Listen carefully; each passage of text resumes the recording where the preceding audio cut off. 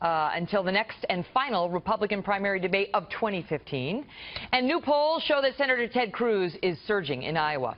The Fox News poll, where Cruz now has the lead, shows him outpacing Trump by 2 points. The Des Moines Register has Cruz up over Trump by 10 points. Trump getting good news in the latest national poll, however. In this one from Monmouth, he's ahead of the pack by 15 points. The latest results set the stage for a make-it-or-break-it night tomorrow night in Vegas. Chris Steyerwalt is our Fox News digital politics editor, and Howie Kurtz is the host of Media Buzz right here on Fox. So, Chris, put those in perspective for us. It's ahead of Trump by 10 points in Iowa, but wow, what a poll for Donald Trump by Monmouth. Well, look, you can preach it round or you can preach it flat, depending on which candidate you're boosting for. But here's the thing that all the polls agree on. Ted Cruz is doing that thing. And that's the thing that we have watched for a long time and predicted for a long time would come for him, which is a time when doctrinal conservatives, people who are into conservative ideology more than they are candidate personality, are going to gravitate to Ted Cruz. He is built for this space, and as you heard from Rush Limbaugh, as you heard from others, they want Ted Cruz protected, because if Donald Trump is not going to be able to go the distance, if he blows up Ted Cruz tomorrow night, if he comes out with hatchets swinging at Ted Cruz and bad things happen to the arguably most conservative, viable contender in this race, conservatives will be out of luck.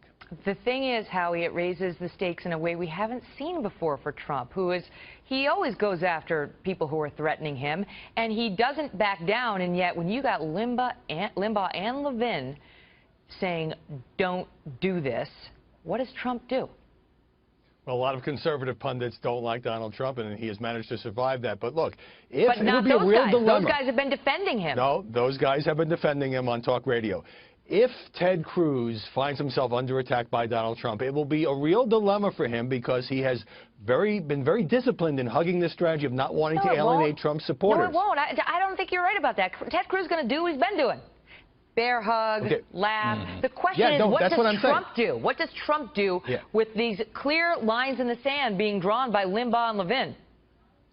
I would put my chips in the Vegas casino on Donald Trump not calling Ted Cruz a bit of a maniac. He tends to be on better behavior at these big televised debates. He tends not to bonk the other candidates on the head when he's on a stage with 8 or 9 people. Now, I know Marco Rubio will go after Ted Cruz. We've seen this before. The 2 Cuban-American senators, both very good debaters, and Ted Cruz will go after Marco Rubio. But I think Trump may not attempt to deliver the knockout blow that is true. The comments may suggest. More in the debates, and then he gets on Twitter and something else happens.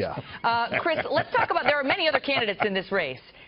What are the stakes for them? Oh, I thought there was only one. Does anybody rise above him? Is it all the Cruz-Trump show tomorrow night? Well, the closer you get to the end for some of these fellas, the sadder and potentially more desperate it becomes for them. CNN broke their own rules to add another podium so that Rand Paul would be on the stage. And so will the people who are teetering near oblivion, will they act out in an effort to get attention? That's what happens in the past. But as Jeb Bush learned when he tried to take out Marco Rubio and took out his own self, swinging too hard and trying with these stilted takedown lines can sometimes lead you right to the candidate emergency room. So if you're a candidate who's thinking that you're going to have a, quote, breakout night, we're going to break out and it's going to be fantastic, it's probably not a good time for you. How about Ben Carson, Howie?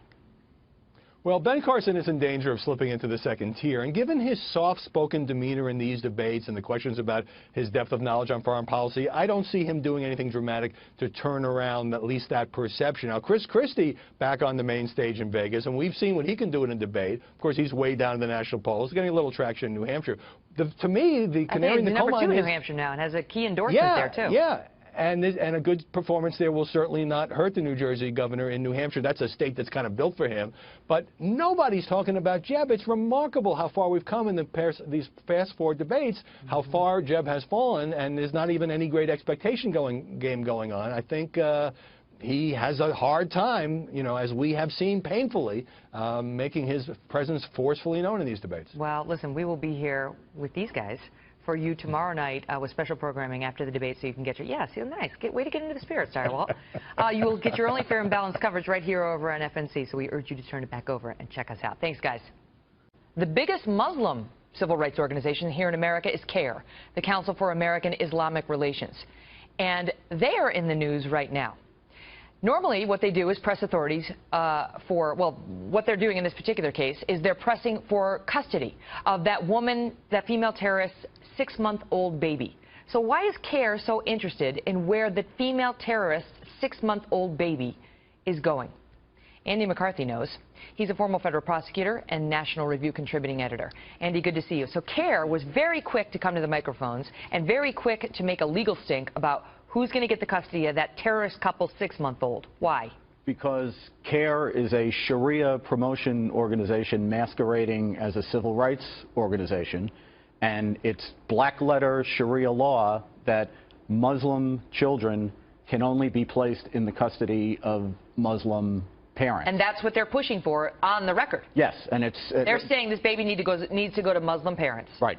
Now, I brought along my handy-dandy Reliance of the Traveler, which is a classic manual of Sharia law that's actually been endorsed by very respected worldwide Muslim scholars, and it says very clearly that if a child is a Muslim, it is a necessary condition that the person with custody be a Muslim. And it goes on to explain that the reason for that is being a parent is a position of authority. And under Sharia law, a Muslim cannot be placed in the authority of somebody who is a non-Muslim. It's actually a theme that runs through all of Sharia law. And so what does this tell us about CARE, which was an unindicted co-conspirator in a terror trial, which has been labeled a terrorist group by the UAE? Right. Well, CARE sprung from the Muslim Brotherhood and the Brotherhood's Palestinian organization, Hamas, in the mid-1990s, around 1993. And its purpose is to be an apologist for Islamic supremacism. So it's not a civil rights organization? Well, it styles itself as one because that's very appealing in the West. Because they're smart. And it's worked. So the media refers to them as a civil rights organization. They almost never talk about their checkered history. But what they're about... And they do put pressure. They put pressure on the administration. Right. They put pressure, they try, on the media.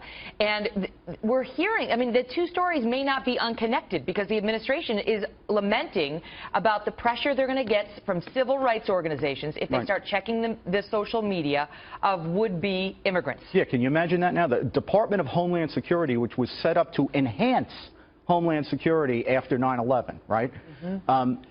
They won't check the social media of nationals, as Brad said, outside the United States who don't have civil rights under the American Constitution. Including nationals from Pakistan. Right, from jihadists. Who are attending radical mosques, radical schools, who have radical ties in their family. Right. Even they will not be checked, their social media. Right, but this policy is totally consistent with the official Obama counterterrorism policy, which they call countering violent extremism. There's actually...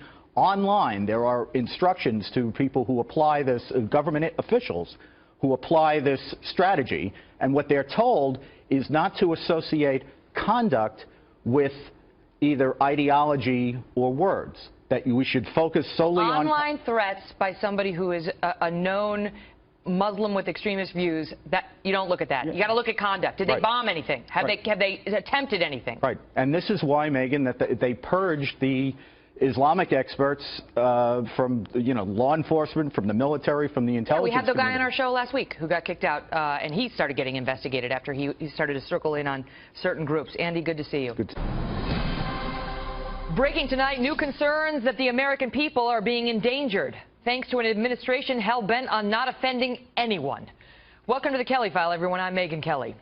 Tonight, we've learned that the Obama administration has been deliberately ignoring evidence related to whether those seeking entry into this country mean to do Americans harm out of a desire to be politically correct. As a result, immigrants like the female terrorist in San Bernardino, whose online postings made very clear she was an Islamic extremist, have been getting a free pass into the U.S., despite social media postings that make very clear they are potential killers. Today, President Obama went to the Pentagon to discuss efforts to defeat ISIS. Afterwards, he spoke but offered few, if any, new details. One thing he notably did not discuss was the news reports that his administration has been deliberately ignoring the social media accounts of foreigners who apply for an entry visa into the United States. Deliberately, I say. something American employers do with job applicants on a regular basis. But those charged with protecting us apparently decided this is not a good idea. The Homeland Security Department was reportedly worried about the optics of doing so, fearing it might look bad to check up on a foreigner's public profile, that it might anger some civil rights groups and create bad PR.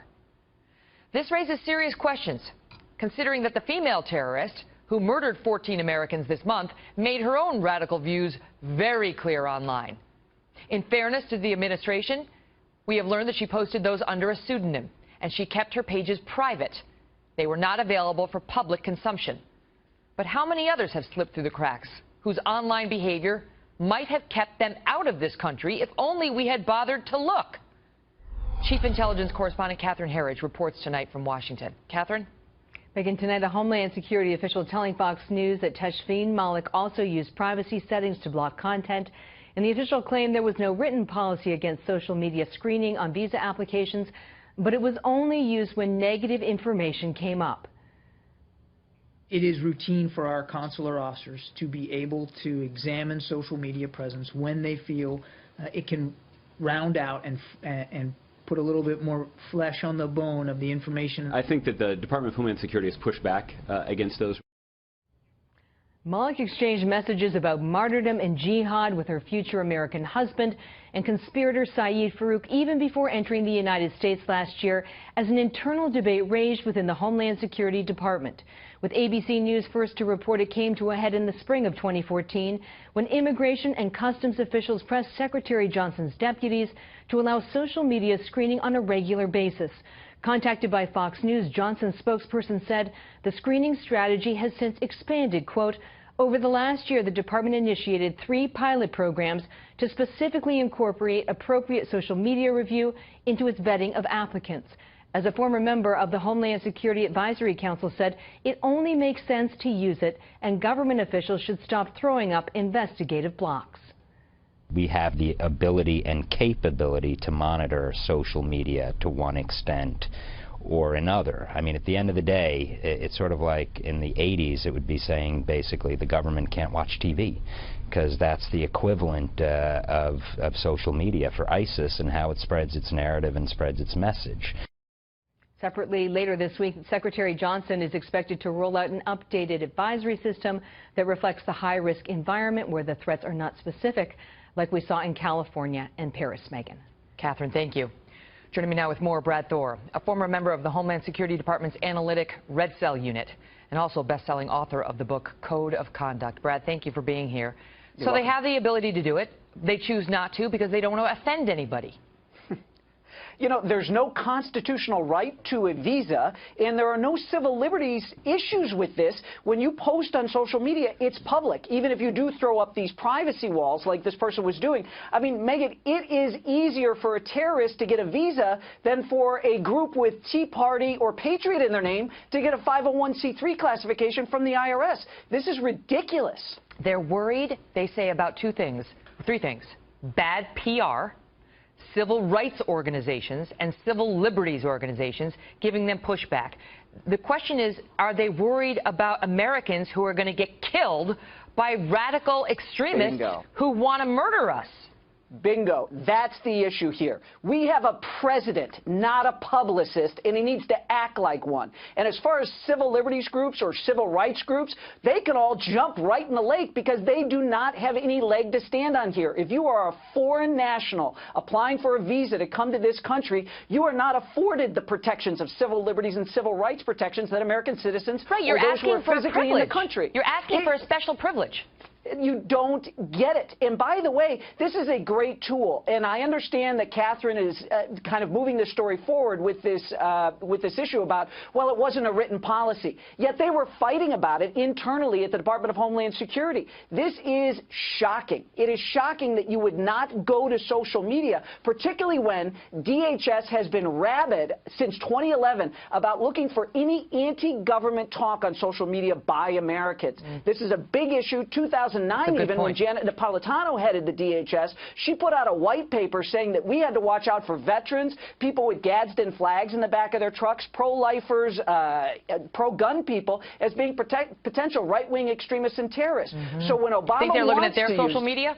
All the time. When the Obama administration wants to look for stuff, they find it, they even spin it. So this is a bunch of malarkey. And why is he so much more concerned over people applying for visas than protecting American citizens? Okay, but here's what their other defense is: the numbers are too big. Last year, we had 10 million people come into the country on visas. Some 40,000 of those were on these K-1 marriage visas.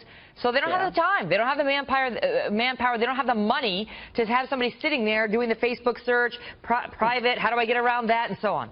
You got two choices. Number one, if you're dealing with people in a specific age group, let's say 18 to 34, they've all got social media accounts. Part of getting your visa should be opening up those accounts, turning over your passwords. Employers ask people for this a lot, and we've got over a third of the employers in this country that look at social media. And the other thing is if we've got that many people applying for visas that we can't check them, woo, let's dial it down and let's not process so many darn visas. This is what Trump was talking about. Let's put a pause until we can work out these problems, because protecting Americans is more important than giving visas to foreign nationals. You know what else you could do? You could strike a deal. You could get Facebook to change its policies such that when you sign up for a Facebook account, you check a box saying, if I decide to immigrate into the United States, I agree to make all of my private profiles public and subject to review. And then the government doesn't have to do anything. You apply, you've already agreed to make it public, they can take a look at it, it's done. It's easy. And if you don't check the box, you got a problem. There's just one problem with that idea, Megyn. It makes too much sense. You'll never get it past this administration.